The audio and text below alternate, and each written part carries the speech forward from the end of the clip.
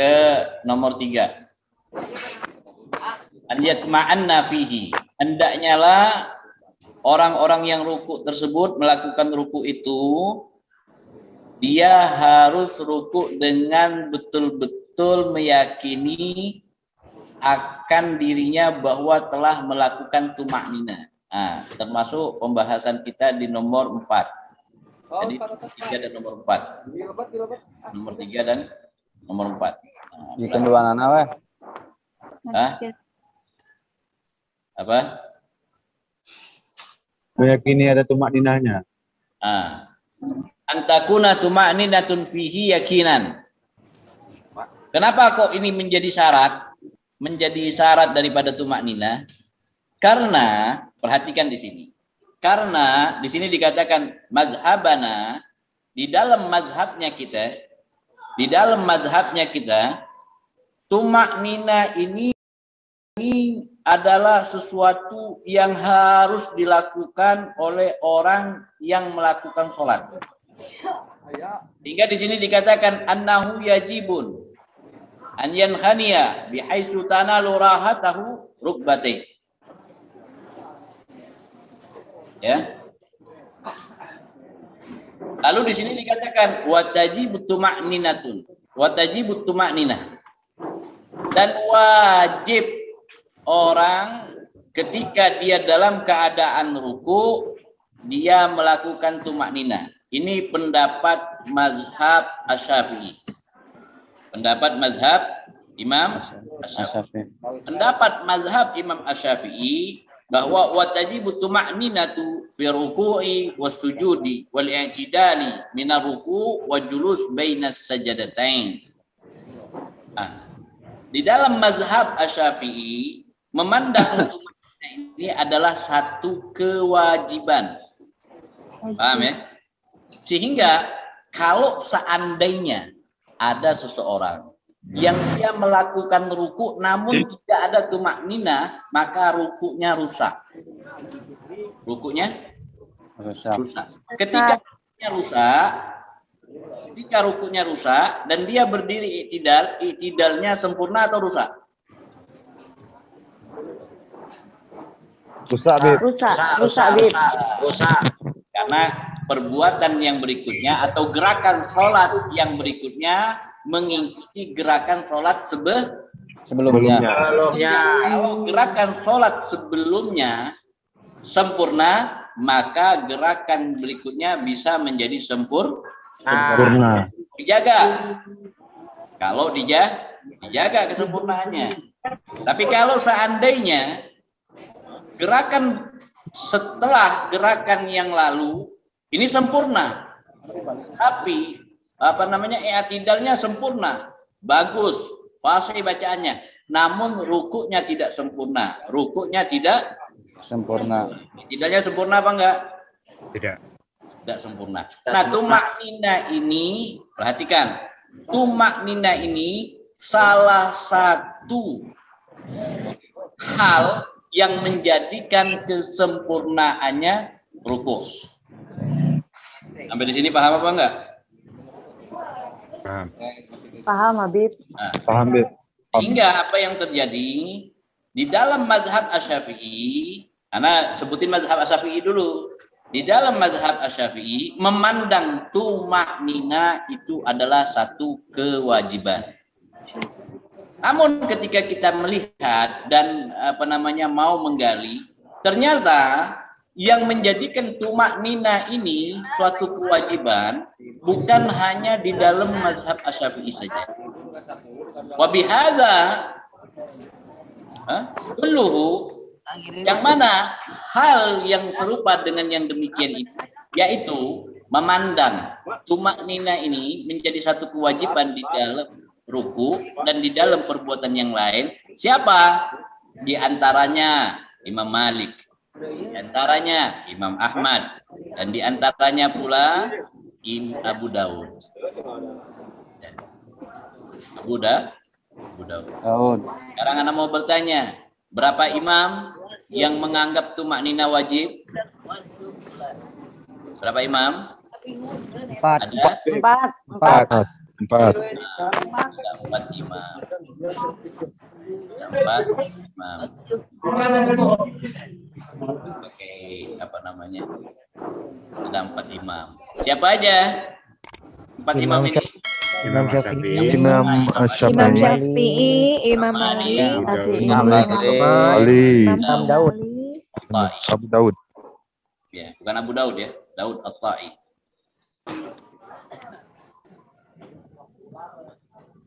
Paham? Lalu bagaimana pandangan di dalam mazhab Abu Hanifah? Kalau tadi kan, oke, kita lihat 4 imam yang muktamad. Abu Hanifah, Maliki, Syafi'i, Hambali. Hambali. 3 imam ini menganggapnya adalah satu keharusan, satu kewajiban. satu Kewajiban. berarti kan tinggal berapa imam lagi? Satu. Yang harus kita lihat pendapatnya. Satu. Siapa? Yaitu Imam Abu Hanifah. Hanifah. Hanifah. Nah, bagaimana pandangan Imam Abu Hanifah berkaitan tentang tumak nina? Bagaimana nih pandangan Abu Hanifah? Apakah ini menjadi sunnah? Apakah ini menjadi wajib? Ataukah ini menjadi haram? Dan sebagainya. Sehingga ketika ada orang yang dia sholatnya tanpa ada tumak nina. Nah, yang sholatnya dia tanpa ada tumak nina. Tidak ada tumak nina sama sekali. Nah, maka kita jangan terlebih dahulu langsung mengklaim atau menghujat atau menyalahkan. Jangan dulu. Kita pandang dulu. Inilah pentingnya fikih. Jadi fikih itu bukan ilmu untuk mencari kesalahan orang, tapi fikih itu ilmu untuk mencari rukhsah. Tapi ya nanti Ana jelasin juga, apakah semua perbuatan itu bisa kita rukhsah, kita berikan keringanan atau kita anggap nanti dulu, ya. Nah, ada orang yang dia ibadahnya betul-betul nggak ada tumak nina sama sekali. Tidak ada Tumanina. nggak ada tumak nina. Bagaimana? Mungkin. Nah, kita bisa beranggapan ya. Mungkin orang tersebut bermazhabkan dengan mazhabnya Imam Abu Hanifah. Hanafi. Nah, lalu kita lihat bagaimana pendapatnya Imam Abu Hanifah berkaitan dengan ruku dan tumak nina yang ada di dalam ruku. Nah, sini kita perhatikan, wa yakfi fi ruku adna inhina. Adna inhina. Wa yakfi dan cukup.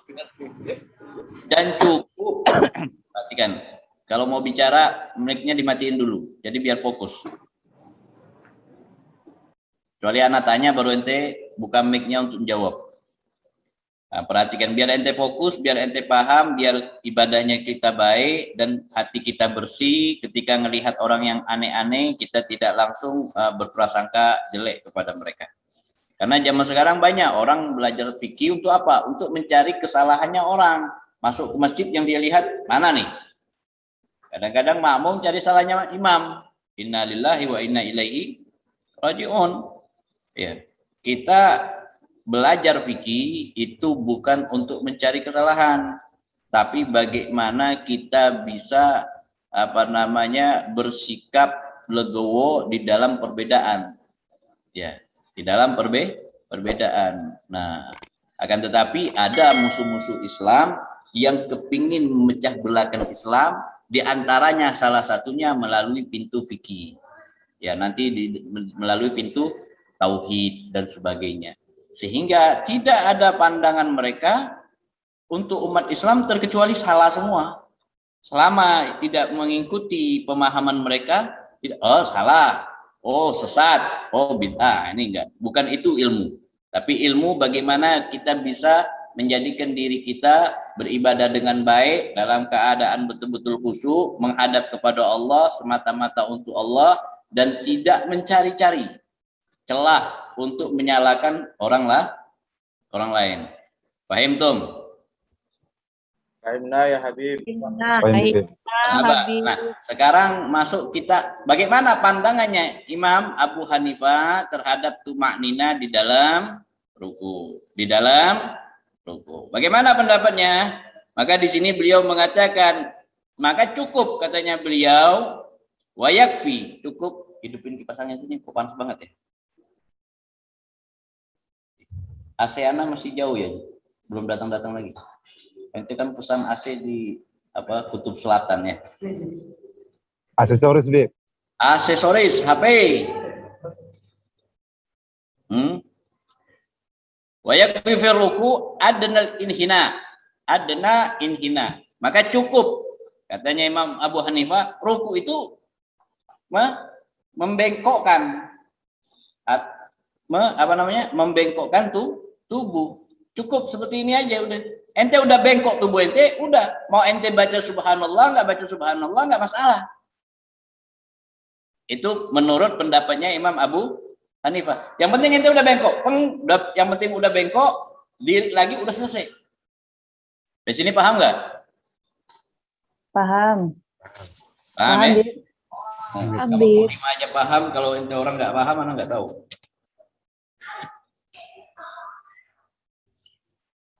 Jadi katanya Imam Abu Hanifah, tumaknina ini wala yajibu tumaknina. Enggak ada kewajiban di dalam ruku tumaknina. Paham? Ya, kenapa? Karena ya ruku itu bongkokin badan. Ya kan? Merunduk ina.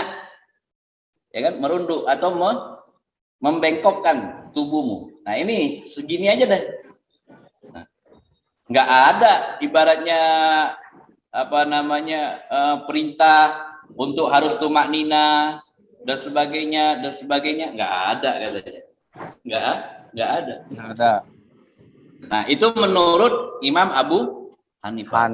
Jadi kalau seandainya ada orang yang sholatnya tanpa ada tumaknina, ada orang yang sholatnya tanpa ada tumaknina. Kita lihat dulu dari awal sholatnya memakai mazhab Imam Abu Hanifah apa enggak?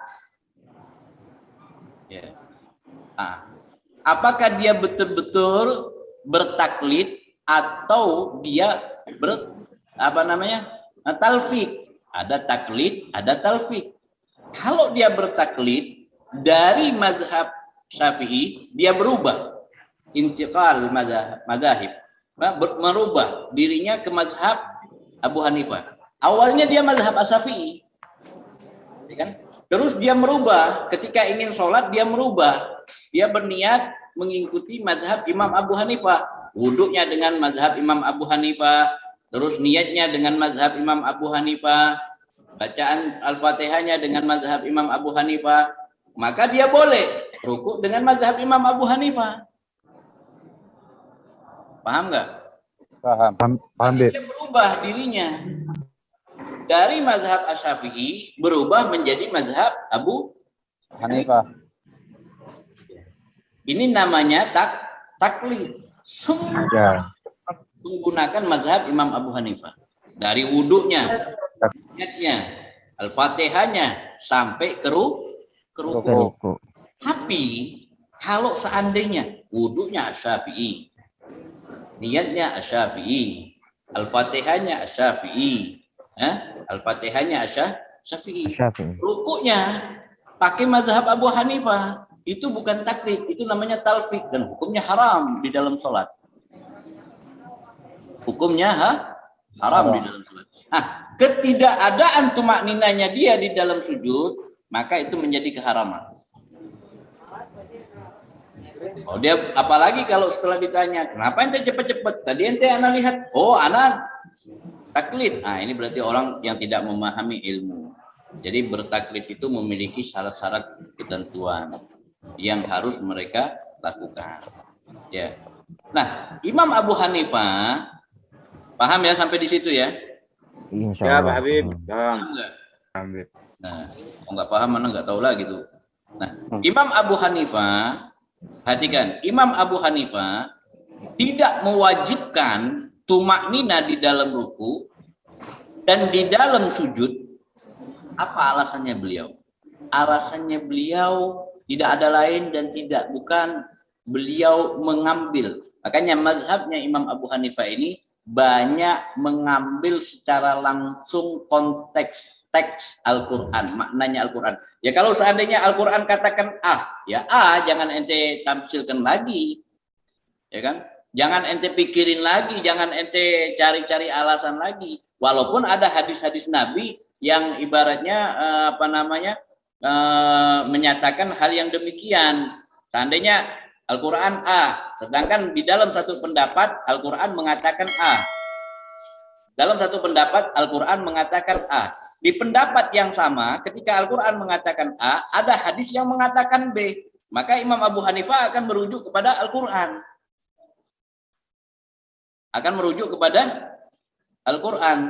oleh karenanya ketika di dalam mazhabnya Abu Hanifah tidak mewajibkan tumak nina, disebabkan apa? Karena mereka membaca Al-Quran, di dalam Al-Quran Allah Subhanahu wa taala hanya memerintahkan warku wasjud. Ya. Warka'u wasjudu. Rukuklah kamu, rukuklah kalian dan sujudlah kalian. Warka'u, rukuklah kalian dan sujudlah kalian. Enggak ada tumak nina di dalam perintah Al-Quran. Sehingga ketidakadaan perintah tumak nina di dalam Al-Quran ini menjadikan bahwa tumak nina bukanlah satu kewajiban di dalam ruku. Bukan satu kewajiban di dalam ruku. Dia hanyalah kebolehan. Ya, dia hanyalah kebolehan. Nah, makanya beliau setelah mengutip menyatakan atau mengutip daripada ayat Al-Hajj, ya kan? Surah Al-Hajj ayat 77, beliau mengatakan wa aslu ruku, asalnya ruku itu apa? Al-inkhifat wal inhina. Ruku itu aslinya katanya mazhab Abu Hanifah enggak ada tumak nina. Aslinya dia apa? Al-inkhifat, merunduk, ya. Merendah, al-inkhifat. Al-inkhifat artinya merendah, wal inhina artinya merunduk. Yang penting ente udah rendahkan bokongmu, engkau sudah tundukkan kepalamu, maka itu sudah dikatakan ruku. Itu sudah dikatakan Ruku. Dalam mazhabnya Abu Hanifah. Tapi kalau seandainya ada orang sholat Al-Fatihahnya masih Bismillahirrahmanirrahim, Alhamdulillahirabbil alamin, arrahmanirrahim, maliki yaumiddin, ya kan terus rukunya Abu Hanifah tidak sah sholatnya. Karena itu bukan taklid tapi talfik di dalam ibadah hukumnya haram. Paham? Karena boleh di dalam beberapa perbuatan seperti di dalam jual beli kita talfik boleh, di dalam mawaris boleh, di dalam beberapa hal yang kita boleh talfik, tapi kalau di dalam ibadah nggak boleh. Boleh kita mencampur adukkan mazhab, nggak boleh. Nggak boleh. Paham ya? Paham. Apalagi